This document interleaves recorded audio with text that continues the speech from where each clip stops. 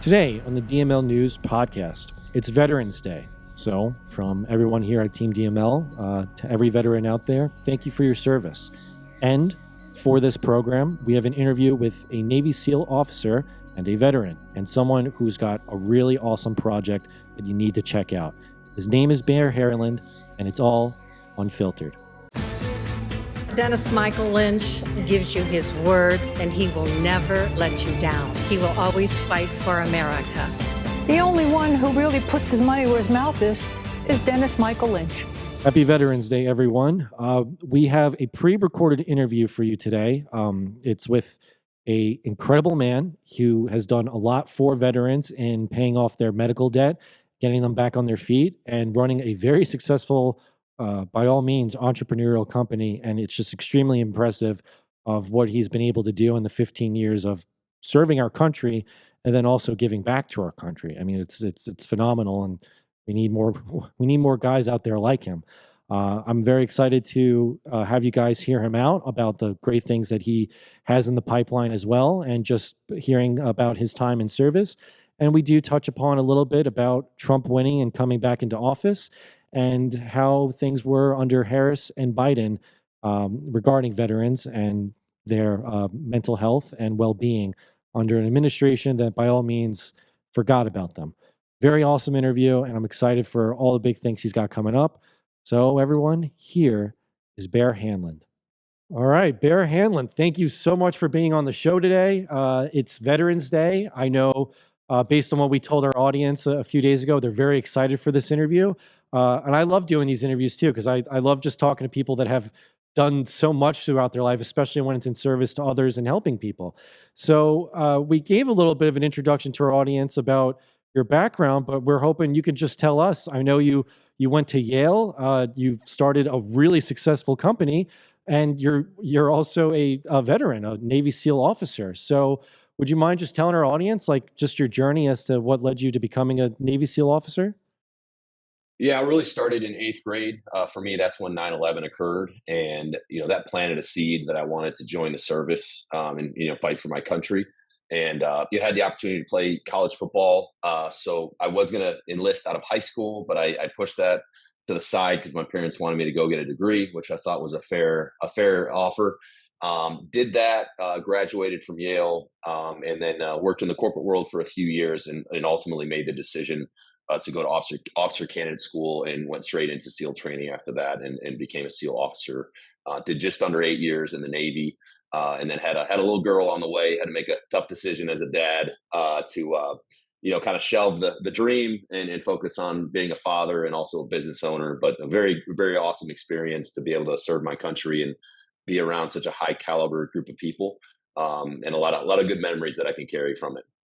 And what would you say, though, was your biggest takeaway during your service? I mean, that's a lot of time spending in the Navy. I mean, did it give you a new perspective on life, or how would you describe that whole experience? I think for me, the biggest benefit I could probably derive from it was just the environment that I was in, and the caliber of men that I was around in the SEAL teams was an absolute privilege. I think you become a product of your environment, and I think 80% of success is just being around the right people. And I was very fortunate to have that, and even at Yale as well. I was around a bunch of Division I athletes, but also a strong academic environment. So I have been fortunate that the areas I've chosen to be in make me a better person, and I just have to show up. That's half the battle, is just getting there. So yeah, I think the lessons that I learned in the SEAL teams are things that I'll carry the rest of my life. They're hardwired into my DNA now as a man, and I think it'll help me out a lot with the challenges that I don't even know are coming yet, but inevitably will be coming my way at any time. So, one of the things my father and I and my brother will say it too, that we wish could be the case, is that with Veterans Day, in my opinion, I think it should be Veterans Month. I think there's so many different groups that the country pays maybe a little more too much attention to, and yet continuously we collectively feel that veterans kind of are forgotten about, especially during certain administrations. Biden and Harris are going to be out the door. I'm hopeful. I think you probably share that same sentiment. But how would you rate the Biden-Harris administration with their overall treatment and attitude towards actually helping veterans throughout these last 4 years? From my perspective, I would not give them a good score. I'll give you one example. I was on a Middle Eastern deployment, as a SEAL, in when Biden was elected, and we had been we were kind of, well, let's just say this: we were getting daily intelligence briefs on the situation with the Houthis in Yemen. I was in Saudi Arabia at the time, and um, the Houthis were sending floating mines. They were sending rockets at the Saudi Arabian, oil facility. I mean, this was every day, right? They're exploding boats. There was an exploding boat that made it into one of the harbors in Saudi Arabia and blew up one of their boats. That's what they were doing. There's these little remote control boats that they fill with explosives. They're real boats. They're like 30-foot boats. They're, you know what I mean, packed with stuff. So I do a 6-month deployment seeing all of this, right? And what does Biden do his first day in office? The first day, he undesignates the Houthis as a terrorist organization. And I'm sitting there thinking, like, all right, one, what kind of message does that send to the Saudi Arabia, Saudi Arabian government, our ally? But what kind of message does it send to our armed forces that are actively monitoring this conflict? And, I'll be vague, but we're putting together potential contingencies to address that situation, right? And now you're undesignating them a terrorist organization. So now it was just, that's just one of a million examples I could give you that as a service member, you're just like, why are we bending a knee to them? The freaking Houthis, like, you know what I mean? Like it's pretty black and white. What intelligence briefing is he sitting in? Because the ones I'm getting make it pretty damn clear that they're absolutely a group of terrorists, and why would we, grant them that? So things like that made it very clear to me that he wasn't going to be putting us as service members first, and the sentiment I was getting, particularly in the SEAL teams, that is like, I mean, it was unanimous. We were not stoked about it. And then I would get out, about a year later. So I can't speak to what it was once I left, but I think it was probably pretty consistent from the data that I was getting when I was in. Right. Look, I mean, you experienced it, and just from, I think, the visual standpoint of what we've all seen under their leadership, based on the withdrawal from Afghanistan, to your point, their softness when it comes to the Houthis and other literal terrorist organizations. Even when Kamala, I think it was during her debate, she had said there was no active military in any war zones, and you see people taking video, literally soldiers, like, "What are you talking about?" So there has clearly been a giant disconnect from that leadership to those that have been serving and fighting for our country. And I'm sure that it starts to become almost demoralizing when you see that your leadership is not taking active measures to care about you, or do anything policy wise to and strengthen you on the international scale. So the good news is she lost the election, and Biden and her will be out the door. And if everything goes swimmingly, Trump should be inaugurated in mid-January.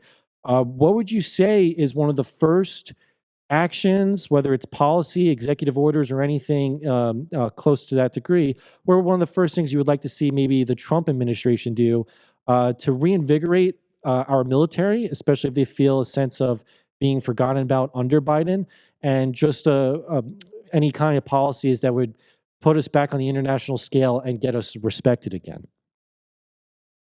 Well, I don't know if he needs to change much as far as like how we treat our military. I think as a service member, we were still treated fine. It's not like the new administration, like all of a sudden it's like a bad living to have, right? It was more what they were projecting to the world that it kind of, then we're kind of sitting there throwing our hands up. But I think the biggest thing he needs to do is he needs to reassert us. Hey, there's a new sheriff in town, right? And the old way isn't gonna work anymore. To use a silly analogy, imagine there's a bully on the block, but Big Brother has now moved back to the neighborhood, right? And the bully, he needs to know that Big Brother's back in town, and he's not going to be able to run around, and terrorize little kids anymore. You know what I mean? So Trump did that in his first presidency. He whacked what was the Soleimani, the Iranian general. He's getting off a plane in Iraq and he gets whacked with a hellfire.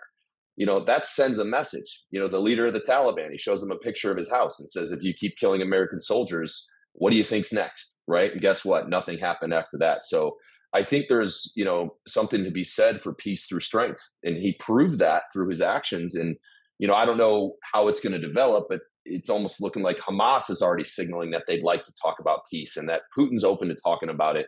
Now, we'll see how that plays out. That could just be headlines right now.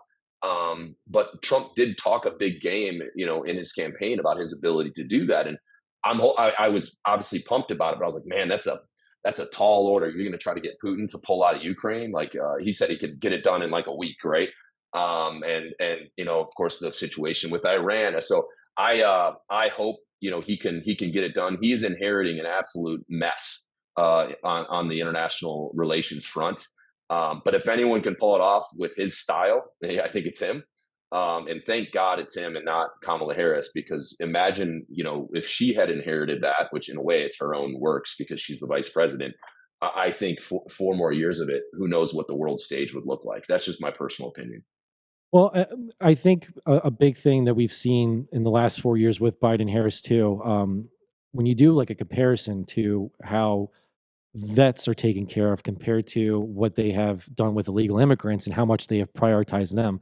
Even when you look at the budgeting of how much has been spent on illegal immigrants for their benefit, it's closer to the billions. Whereas when you look at veteran programs under them, it has been shabby, in my opinion. I mean, even when it comes to homelessness, one of the things my father, my sister, and I were active on a few years ago, we went to Kansas City, Missouri, and there is actually an organization, VCP. It's the Veterans Community Project, and one of their big initiatives was to get tiny homes, but immediate housing for veterans that were struggling, and not only just to house them, but to get them back on their feet. I remember with that experience, I remember turning to my dad. I was like, I would just love to see that like on the most national scale, because one of the things we had interviewed the founder about was that it was very self-funded. It was a lot of like looking out for each other in the sense of building each other back up.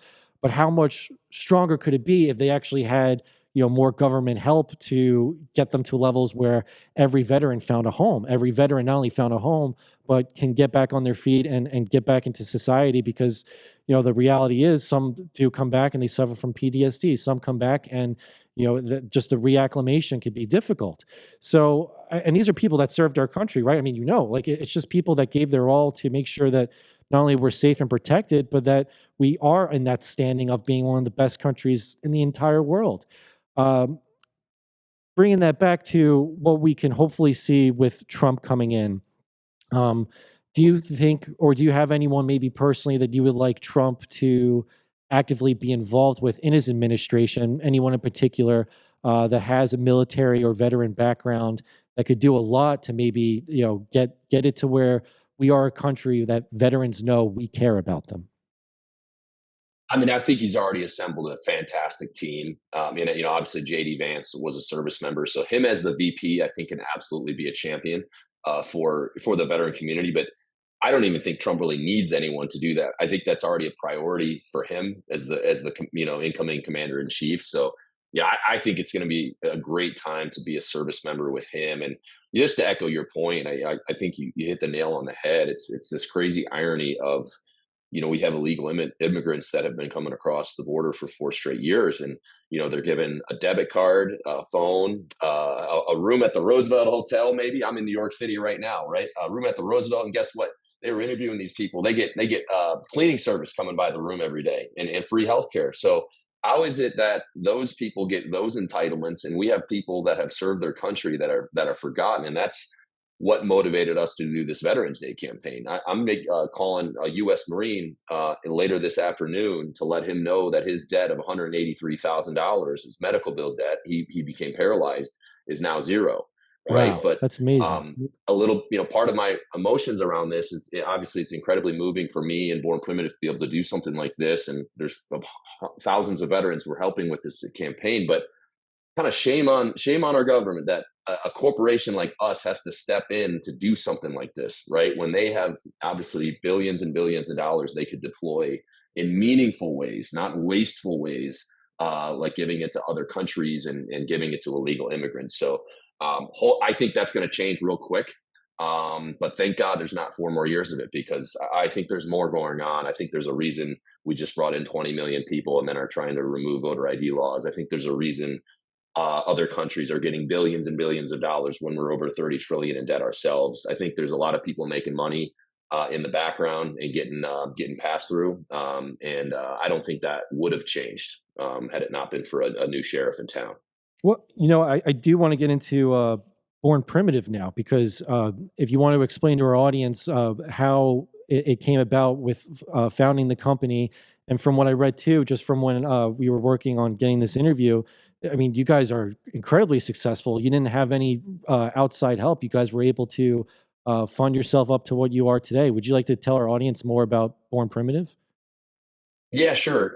Quick version. About 11 years ago, I invented a pair of compression shorts that was specific to Olympic weightlifters. It was not meant to be this grand vision of this company. I was about to go to officer candidate school, so it was a couple months before that. So horrible timing on my part.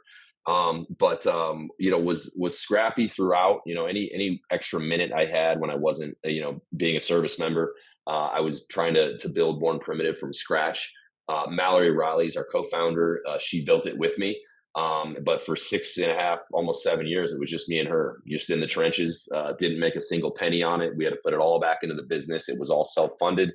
No private equity guys knocking on our door to give us a check, right? Although we probably could have, but I wanted to kind of do it ourselves. And I also wanted to be able to have a brand that had values that weren't corrupted by, outside investors that might push a corporate narrative. So that's kind of now our secret sauce. And I think one of our biggest advantages when I look at our competition, we don't have to answer to a board. I don't have a guy from a private equity company in New York City telling me that I have to now implement this new, whatever direction the corporate winds happen to be blowing, we got to move with it. And as you know, over the last couple of years, it's just gotten worse and worse. Now, some companies are starting to correct, but it just got crazy there for a while. But we originally were a fitness apparel brand, but we've expanded our product lineup quite a bit since. We launched a hunting line. We launched a tactical line. So for our military and first responders, we have a ton of awesome stuff for them.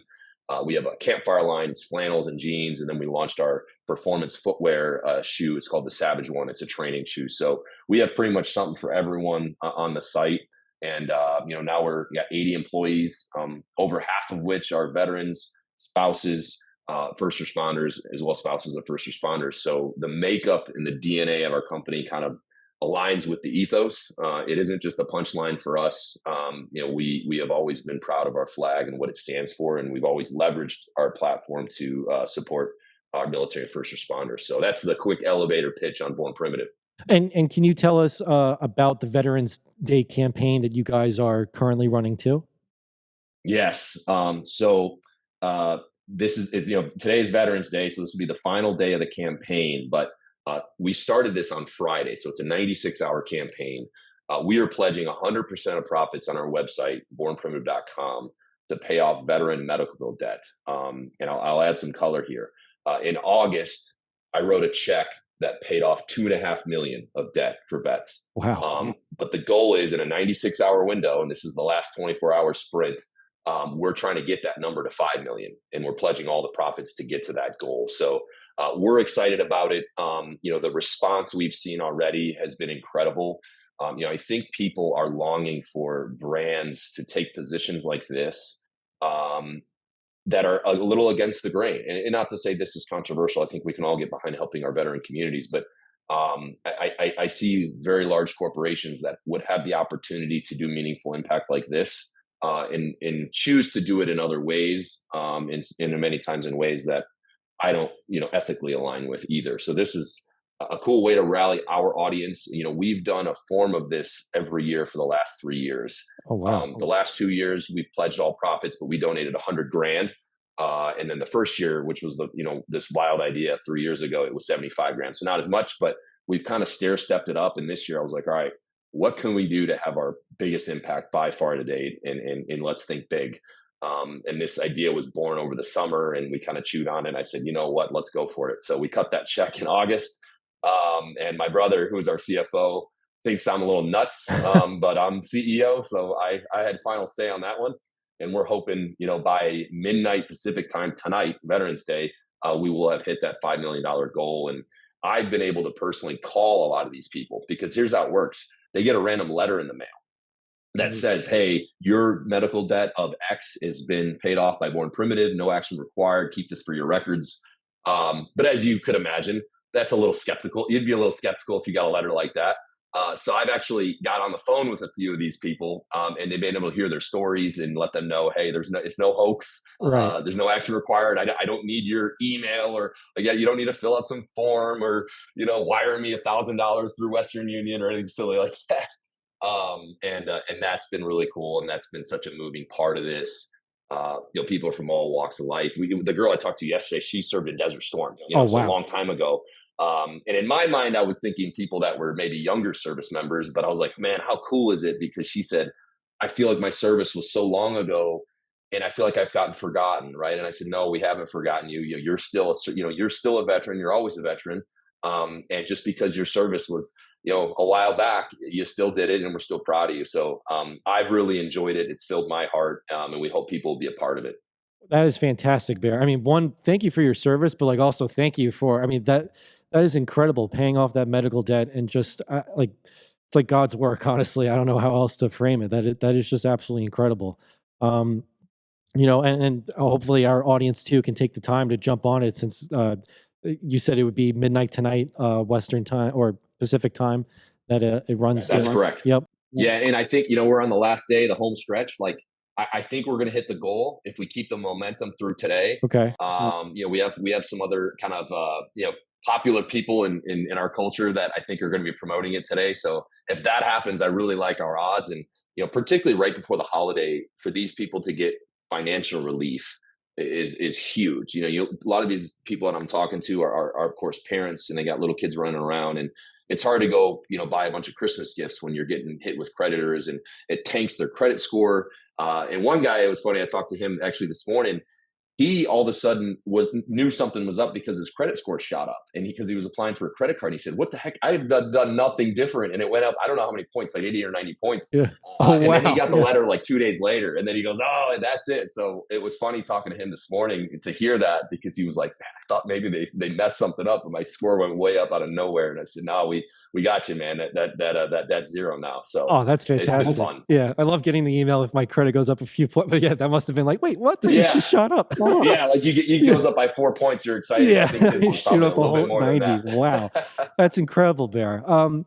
With it being Veterans Day, I guess this may be just as a straightforward question, but what does Veterans Day mean to you? And just for anyone out there who maybe hasn't served but knows someone, whether it's family, coworker, friend, who has served and maybe has gone through it a little bit more than someone else, what would you say to them as just to acknowledge Veterans Day and their appreciation to someone who did serve?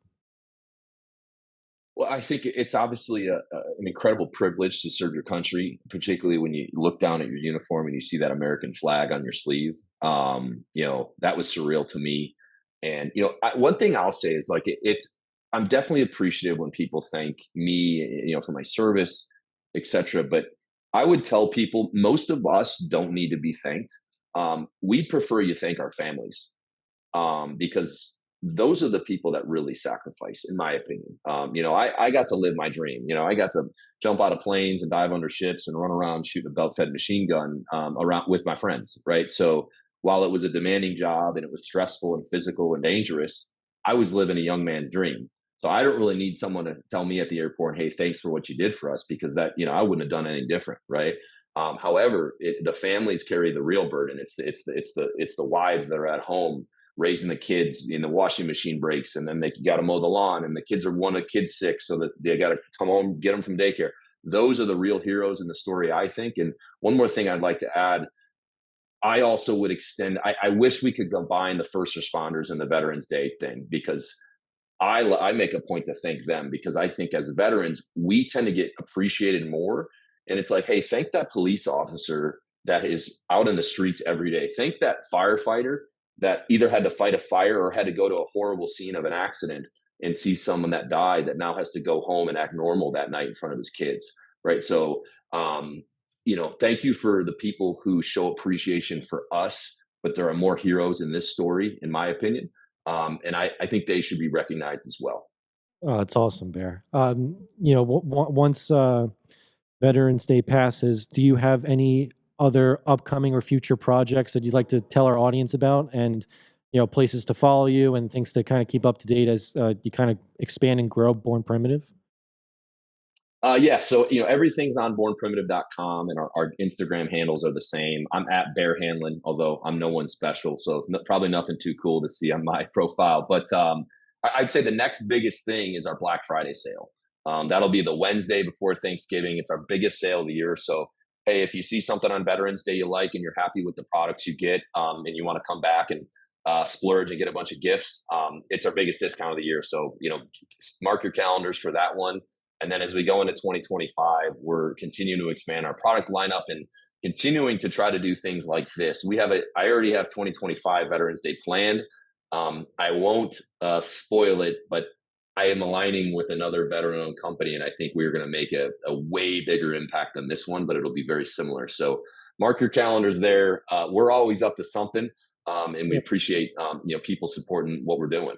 That's awesome, Bear. Well, Bear, I mean, before we maybe close out, is there any interesting, wild, or crazy story you would like to share to our audience that would be like, wow, that's actually amazing during your time serving?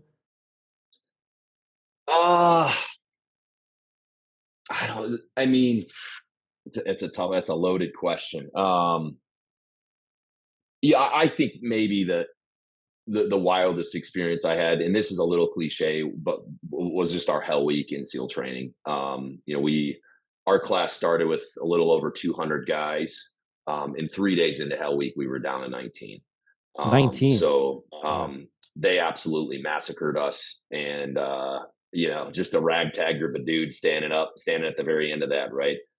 And it's a 21-month pipeline, and that's about 4 weeks into the program. So you can imagine they got to do a lot of pretty hard things to thin the herd that quickly. So I think that whole experience, it's like a 5-day thing, with very little sleep and all that.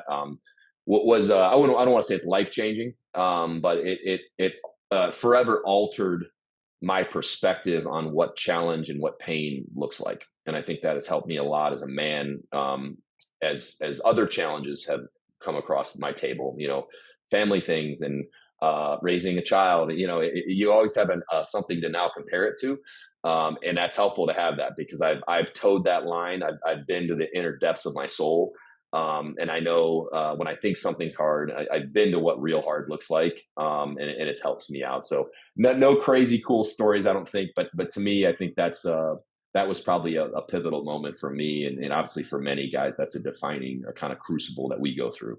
All right. Well, Bear, thank you so much for being with us today. And just again, very big thank you for all the work you're doing. I mean, that is incredible that you've paid off that much debt and the way you guys have helped people. So I'm excited to see what you guys have for 2025 on Veterans Day too. So that sounds like it's going to be pretty epic.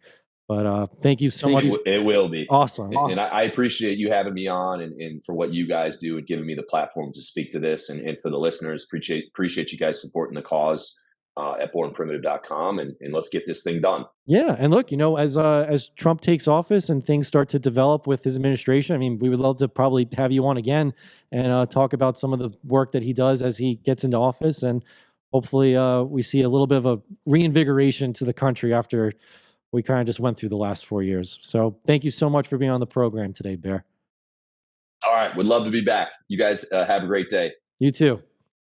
All right, everybody. I want to give a big thank you to Bear for being on the show. I would definitely love to have him back on the program, especially as we get into the new year. Like I said at the end, I'm hoping a Trump administration is a giant turnaround in morale and what we actually accomplish for our veterans and our military, by all means. It was very awesome that Bear would come on and kind of explain to us, too, what he's got going on with Born Primitive. So I definitely think you guys should all check that out. Give Bear a follow too. It seems like the work that he's got coming up after this Veterans Day campaign is going to be really worthwhile to check out too.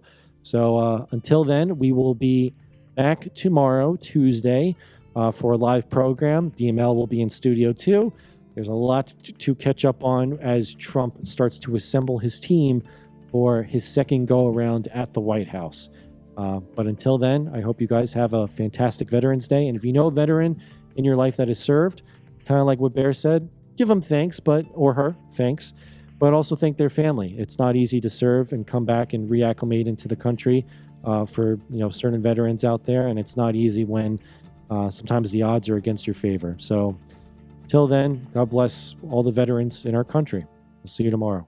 Get the Dennis Michael Lynch podcast every day by subscribing on Apple Podcasts or Spotify, and download the DML News app from the Google Play Store or the Apple App Store for breaking news, merchandise, films, exclusive content, and Team DML.